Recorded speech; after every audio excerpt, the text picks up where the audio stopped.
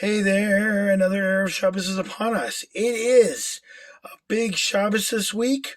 It is the Parsha of Shmini, but it's also Shabbos Parah, which is the third of four special Torah readings or uh, Shabboses prior to Pesach.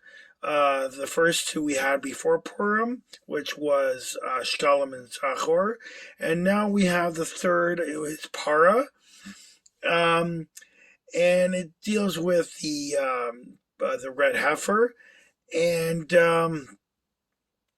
how one becomes ritually pure after becoming ritually impure through contact with a dead body. It's also we bless the new month of Nisan, which happens next Shabbos. But something I want to talk about this week is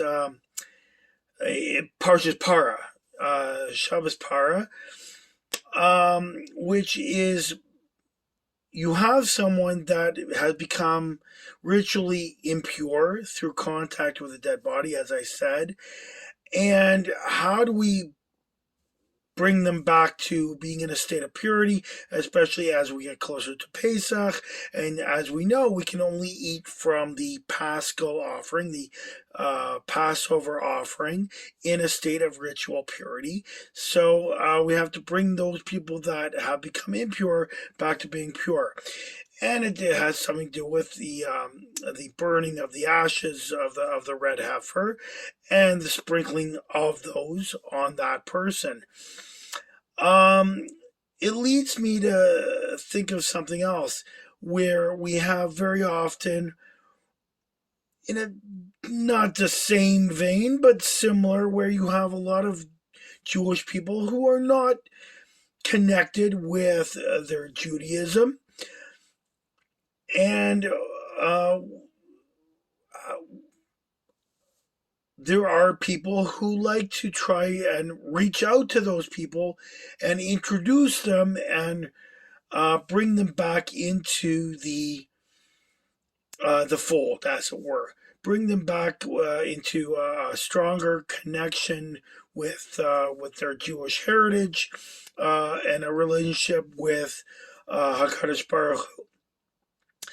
And I find it very interesting that when we wrap our tefillin in the morning, there's two different ways to wrap. Well, actually, there's more than two, but the two that I want to discuss is one, when you wrap along your arm, you're wrapping it outwards, and one where you're wrapping it inwards.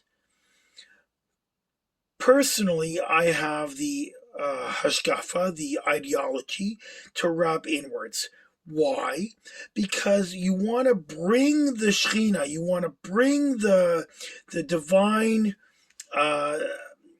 presence into yourself from Shemayim. Bring it down from Shemayim into the world, into yourself, so that you can then have it within yourself and spread it out into the world. And if there's anybody in the world that might need a boost of that divine presence, you have it within yourself to give from yourself out into the world and out to other people that may need it. It's just like when you're sprinkling from that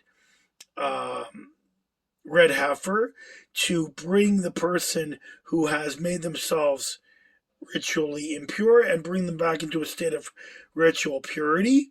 So we want to bring those people who are not connected to a state of connection. We want to use ourselves as the conduit, HaKadosh Baruch Hu's conduit of holiness. We ourselves should be that conduit and allow other people to come back into the fold, into a connection of holiness, into a connection of Yiddishkeit through ourselves. Thank you very much. Have a good Shabbos, and we'll see you on the flip side.